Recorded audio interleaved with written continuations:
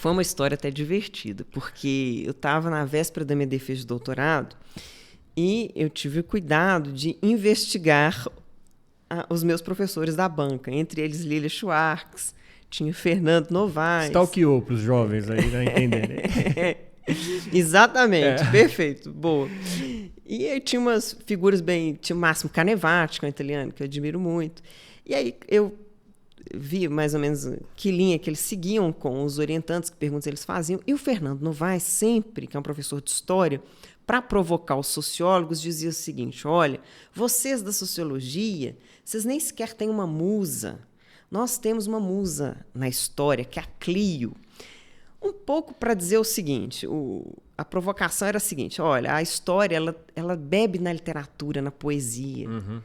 A sociologia nasce nesse período do 18, 19, muito querendo ser ciência.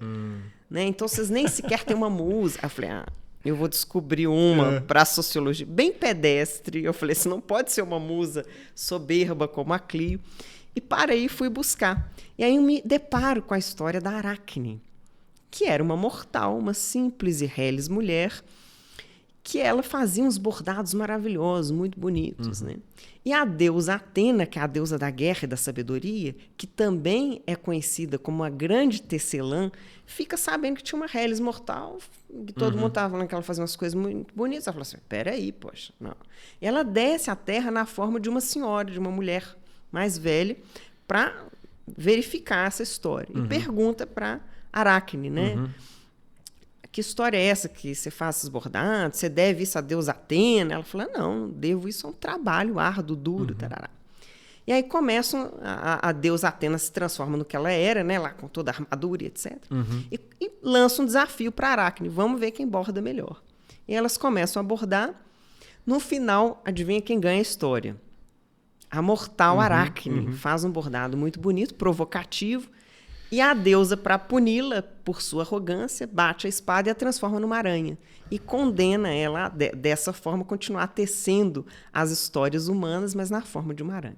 E aí eu transformei essa na nossa musa da sociologia, aquela condenada a tecer as histórias humanas, de uma forma pedestre, né, mas que também transcendente, é aquilo que a gente estava falando, né? Como a arte pega o mais banal, Total. aquelas linhas, né? E a teia é um pouco isso, né? A sociologia é uma teia, da gente unindo uma série de histórias e referências numa grande teia social complexa, né? Ninguém está sozinho nessa história. E é isso, é um pouco... Foi essa a minha... E qual foi a primeira aparição dela? Resposta, provocação. Quando foi a primeira aparição dela com você? Nossa, boa pergunta, Fernando. Olha, como para me acompanhar assim, não sei, viu? Agora eu vou ter que recordar, mas eu Depois acho você que foi, fala pra gente. foi logo na sequência, porque eu fiz, inclusive, o Máximo Canevati depois da defesa. Ele ficou encantadíssimo com a história. Imagina. E nem pode aplaudir na banca. É uma regra que não se pode. E ele aplaudiu, ele quebrou o protocolo, e foi aquela confusão. E aí depois ele veio conversar comigo e falou, Isabela, você tem que escrever um pós-fácil. Porque isso não estava no livro, né? Sim. A Aracne. E aí eu escrevi o pós-fácil da Musa da Sociologia, com um quadro belíssimo do Velázquez, que retrata o desafio entre a deusa e a mortal. Né? Que demais. E isso aí você mandou fazer? É fácil de achar? É curiosidade total minha agora. Não, isso eu comprei. Isso aqui eu adquiri legal, depois. muito bonita mesmo.